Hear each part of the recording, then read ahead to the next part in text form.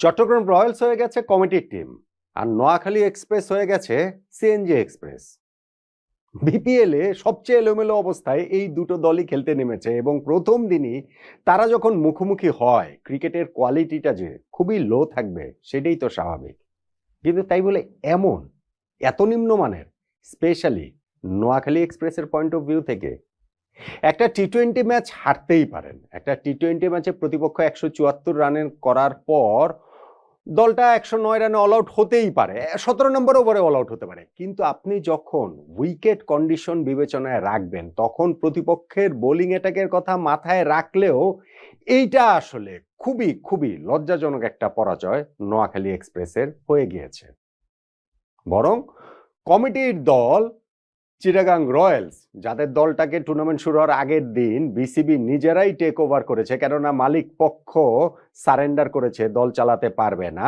আর নোয়াখালী এক্সপ্রেসের ওই যে প্রধান কোচ খালেদ মাহমুদ সুজন যে সিএনজি করে চলে যেতে চেয়েছিলেন, সেই জন্য সেটা নোয়াখালী এক্সপ্রেস তাদেরকে হারিয়ে চট্টগ্রাম রয়্যালসের শুরুটা ভালো হলো। 65 রানের বিশাল জয়, মাত্র 2 জন বিদেশি ক্রিকেটার নিয়ে একটা জয়টাতে তারা গুড নোটেই টুর্নামেন্টটা শুরু করলো। কিন্তু সেটা আসলে হলো কিভাবে, কোনটা টার্নিং পয়েন্ট, সেটাই তো আলোচনা। দেখুন, 174 রান যখন করেছে চট্টগ্রাম রয়্যালস, তখন ম্যাচ জয়ের জন্য নোয়াখালী এক্সপ্রেস ছিল ফেভারিট অনেকগুলো কারণে।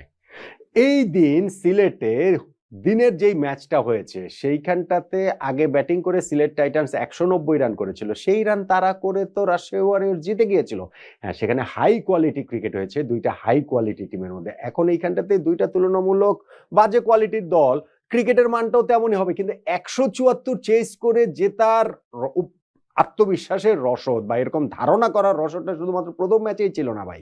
উইকেট তো ভালো ছিলই, কন্ডিশন, কুয়াশা, শিশির, যেইভাবে টপ টপ করে শিশির পড়েছে এবং বোলিং করাটা যেভাবে ডিফিকাল্ট থেকে আরো বেশি ডিফিকাল্ট হয়ে গেছে সময় গড়ানোর সঙ্গে সঙ্গে, তাতে করে চট্টগ্রাম রয়্যালসের ক্যাপ্টেন শেখ মাহেদী হাসান টস জিতে কি কারণে তিনি চেস করার সিদ্ধান্ত নিলেন না, ম্যাচ হেরে যাওয়ার পর সেইটাকেই টার্নিং পয়েন্ট করা হবে কিনা, ওই রকম একটা ভাবনার জায়গায় আমি ছিলাম এবং নিশ্চিতভাবে এটা সারপ্রাইজিং একটা ডিসিশন হয়ে এসেছে অনেকের কাছে, প্রায় সবার কাছে। অথচ সেই 174 রান ডিফেন্ড করে জিতে গেল চট্টগ্রাম রয়্যালস। ধারাভাষ্যে টাইম এন্ড এগেইন বলা হচ্ছে যে ইভেন উইকেট নিয়ে যদি শেষ 5 ওভারে 75 রানও প্রয়োজন হয়, সেই ক্ষেত্রেও ব্যাটিং টিম জয়ের মতো একটা অবস্থানে চলে যেতে পারবে যদি হাতে উইকেট থাকে। কেননা বোলিং করাটা ক্রমশ এত ডিফিকাল্ট হয়ে যাচ্ছে, উইকেটে ব্যাটিং করাটা ক্রমশ এত সহজ হয়ে যাচ্ছিল। এবং দেখেন, ওইরকম একটা অবস্থাতে কিন্তু নোয়াখালী এক্সপ্রেস চলে গেছিল। হ্যাঁ, তাদের 54 রানে 4 উইকেট চলে যায় এবং সেইখানটাতে হাবিবুর রহমান সোহান, যিনি এই টুর্নামেন্টে ব্যাপক আলো ছড়াবেন বলে ব্যাপক প্রত্যাশা করা হচ্ছে, এবং তিনি 2টা 4 একটা ছক্কা মেরেই তার দায়িত্বটা শেষ মনে করে উইকেটটা বিলিয়ে দিয়ে এলেন। তারপরে ওইখানে সাব্বির, সৈকত আলী, তাদের উইকেটটাও চলে গেল ক্যাপ্টেন এবং হচ্ছে গিয়ে জাকের আলী অনিক। জাকের আলী অনিক তিনি তার ওই লেগে খেলার প্রবণতা থেকে বের হতেই পারছেন না। তাকে যতই কোচ বেটে গুলে খাওয়ানো হোক না কেন, তিনি লেগে খেলবেনই খেলবেন। এবং আজকেও সেই একই কাজটা করতে গিয়ে 12 বলে 6 রান, 250 রান তারা করছে, তিনি 12 বলে 6 রান করে অফের বলটা লেগে টেনে মারতে দিয়ে তিনি মিড উইকেটে ক্যাচ দিয়ে আউট হয়ে গেলেন। 54 রানে 4 উইকেট পড়ে গিয়েছিল, ঠিক আছে, কিন্তু ওইখান থেকে হচ্ছে মাস সাদাকাত এবং হায়দার আলীর একটা পার্টনারশিপ হলো 32 রানের। এই 32 রানের পার্টনারশিপটাই নোয়াখালীর পুরো ইনিংসের হাইয়েস্ট পার্টনারশিপ। আচ্ছা, ওই পার্টনারশিপটা ব্রেক হলো, তাও তো হায়দার আলী তো ছিলেন। এবং হায়দার আলী যখন ওই 14 নম্বর ওভারটার কথা মনে করে দেখুন, যখন প্রথম বলটাতে রান হলো না, কিন্তু সেকেন্ড এবং থার্ড বলে পরপর 2 বলে তিনি 2টা ছক্কা মারলেন, নোয়াখালী এক্সপ্রেসের স্কোরটা 5 উইকেটে 100 রান হয়ে গেল। 39 বলে তখন তাদের হাতে 5 উইকেট নিয়ে 75 রান প্রয়োজন। ওই যে ধারাভাষ্যে যে রমিজ রাজারা বলছিলেন, শেষ 5 ওভারে অর্থাৎ 30 বলে 75 রান প্রয়োজন হলেও হাতে উইকেট থাকলে ম্যাচ জেতা সম্ভব। ওই 2টা ছক্কার পর তো 39 বলে 75 রান প্রয়োজন, হাতে 5 উইকেট রয়েছে, ফলে ওইখান থেকেও তাদের পক্ষে ম্যাচ জেতাটা সম্ভব, ভীষণ রকমের সম্ভব ছিল। অথচ সেইখান থেকে তারা হুড়মুড় করে ভেঙে পড়লো। ওইখান থেকে তারা 9 রানের মধ্যে শেষ 5টা উইকেট হারিয়ে ফেললো। এবং ওই যে পরপর 2 বলে 2টা ছক্কা হায়দার আলী মারলেন, থার্ড টানা ছক্কা মারতে গিয়ে এইবার লং অফে ক্যাচ দিয়ে তিনি আউট হলেন। ভেরি নেক্সট ডেলিভারিতে হাসান মাহমুদ আউট হলেন এবং যেটা আমি বলছিলাম, 9 রানে শেষ 5 উইকেট নোয়াখালী এক্সপ্রেস হারিয়ে 17 নম্বর ওভারে তারা 109 রানে অল আউট হয়ে গিয়ে 65 রানে এই ম্যাচটা হেরে যায়, যেই ম্যাচটা তাদের জেতার কথা ছিল। হ্যাঁ, চট্টগ্রামের বোলিং লাইন আপ দুর্দান্ত। এই টুর্নামেন্টে তাদের হচ্ছে গিয়ে খুবই ব্যালেন্স একটা বোলিং লাইন আপ নিয়ে তারা খেলছে নিঃসন্দেহে। এখানে পেস বোলিংয়ে শরীফুল ইসলাম, আবু হায়দার রনি, মুকিদুল ইসলাম মুগ্ধ, স্পিনে বিশেষ করে শেখ মাহেদী হাসান এবং তানভীর ইসলামরা রয়েছেন। কিন্তু এইরকম উইকেট কন্ডিশনে তাদের বিপক্ষে 109 রানে একটা দল যখন এভাবে অল আউট হয়ে যায়, তখন সেই দলটা নিজেদের সামর্থ্য নিয়ে নিজেদেরকেই আসলে প্রশ্নের মুখে দাঁড় করাতে পারে, যেইটা এখন খালেদ মাহমুদ সুজনের দল, সৈকত আলীর দল, নোয়াখালী এক্সপ্রেস, সিএনজি এক্সপ্রেস তারা আসলে ওইভাবে নিজেদেরকে প্রশ্নের সামনে দাঁড় করাতে পারে। এখন 175 রান যে করেছে চট্টগ্রাম রয়্যালস, অত রানও হয়তো বা তাদের করার কথা ছিল না। তাদের ওই কোটিপতি ব্যাটসম্যান নাইম শেখ তিনি 11 বলে 11 রান করে আউট হয়ে গেছেন।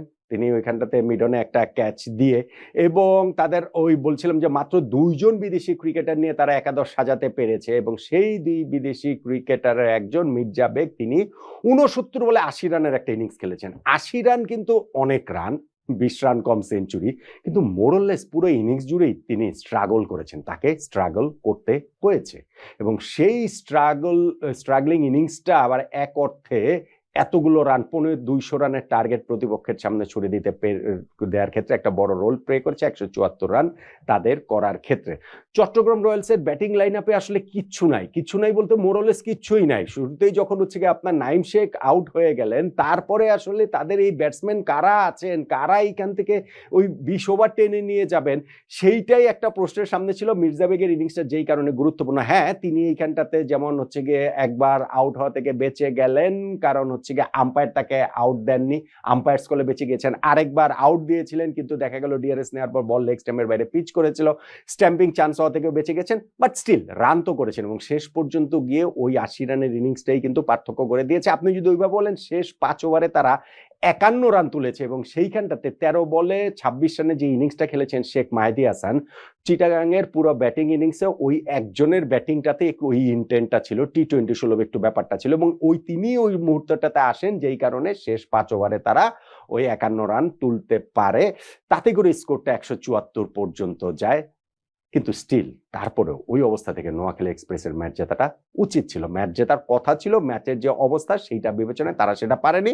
Huge credit to Chattogram Royals, তারা প্রতিপক্ষকে নিজেরা এরকম এলোমেলো অবস্থায় থাকার পরও প্রতিপক্ষকে 109 রানে অল আউট করে দিয়েছে, এবং সামনের ম্যাচগুলোতে তাদের যদি আরো বিদেশি ক্রিকেটার নিশ্চিতভাবেই যোগ হবে, সেই ক্ষেত্রে তারা টুর্নামেন্টটা যেহেতু ভালোভাবে শুরু করলো, ভালো কিছুর আশা তারা অবশ্যই করতেই পারে।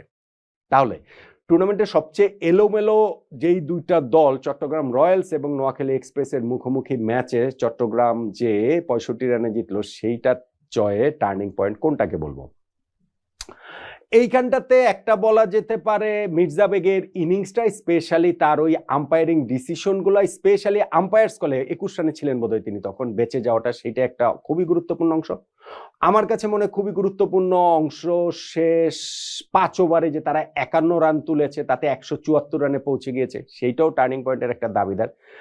কিন্তু আমি মনে করি এই রানটা চেস করে নোয়াখালী এক্সপ্রেসের জেতা উচিত ছিল। সৌম্য সরকার ছিলেন না, আনঅ্যাভেলেবল ছিলেন, স্টিল তারপরেও এই ব্যাটিং লাইন আপেও এই রানটা চেস করে জেতা উচিত ছিল। এবং সেইখানটাতে ওই যে পরপর 2 বলে 2টা ছক্কা হায়দার আলী মারলেন না, মারার পরে যে তারা 5 উইকেটে 100 রানে পৌঁছে গেলেন না, 39 বলে 75 রানের প্রয়োজনীয়তার সামনে দাঁড়ালেন না, যেইটা চেস করা সম্ভব বলে ধারাভাষ্যকাররা বলছিলেন না, ওইখান থেকে পরের বলটাতে যে হায়দার আলী আউট হয়ে গেলেন, এরপরে হাসান মাহমুদ আউট হয়েছেন, সেগুলো পরেরটা পরে, কিন্তু ওই যে 2টা ছক্কা মারার পরের বল, তৃতীয় ছক্কা মারার চেষ্টায় যে তিনি আউট হয়ে গেছেন, আমার কাছে শেষ পর্যন্ত গিয়ে সেইটাকেই টার্নিং পয়েন্ট বলে মনে হচ্ছে। আপনি অন্য কিছুকে, ওই লাস্ট 5 ওভার তাদের ব্যাটিংয়ে, কিংবা মির্জা বেগের ওই আম্পায়ারের সিদ্ধান্ত পক্ষে আসাকে, এগুলোকে আপনি টার্নিং পয়েন্ট বলতে পারেন। অবশ্যই টসের যে ডিসিশন, সেটা একটা ব্রেভ ডিসিশন ছিল শেখ মাহেদী হাসানের, কিন্তু সেই সিদ্ধান্তের কারণে তারা ম্যাচ জিতেছে। তাদের বোলিং লাইন আপের উপরে ভীষণ রকমের আস্থা আছে তাদের ক্যাপ্টেন, এবং সেইটা তারা প্রমাণ করছে।